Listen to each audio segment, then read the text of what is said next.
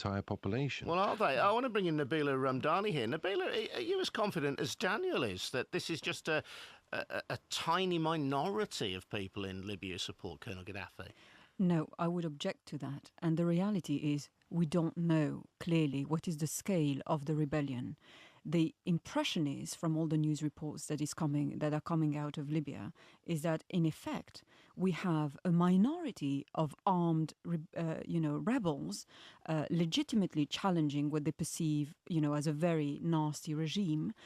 For all the legitimate reasons, they are fighting this regime. But let's not forget that we're not dealing with the full-scale revolutions and largely peaceful demonstrators that we've seen in Tunisia and Egypt. We have armed rebels who are challenging a regime, and it's a very different picture. And as to the comments made about, the possibility of having, troops on the ground, I think that's a very likely scenario, hence the vagueness and indeed the broadness of the UN resolution. It excludes occupation, it doesn't exclude invasion at all, which leaves the door open to any possibility and any option. Any military strategist will tell you that you do not win a war from the air, you win a war with troops on the ground. And that's, the door open for that is very much there. Daniel, that's a very... let me bring in Nabila on that. Is there a likelihood here, Nabila, that instead of overthrowing Gaddafi, what we're involved in here is simply fomenting tribal and ethnic conflict, a civil war within Libya?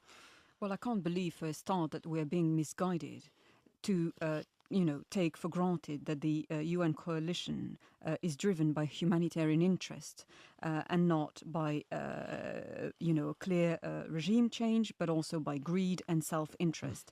The three basic points, official aims of the UN resolution, which are to protect civilians and the violence and let the Libyan people determine their own future, are completely defeated by this kind of intervention because, first of all, it will not protect civilians. It will lead to expand dramatically the scale of the conflict and indeed of the bloodshed. It is unlikely to end the violence. It will not bring an immediate end to the conflict. Far from it. And we are not letting the Libyan people determine their own fate. And I cannot believe that we are taking the, these 3 points for granted. That okay.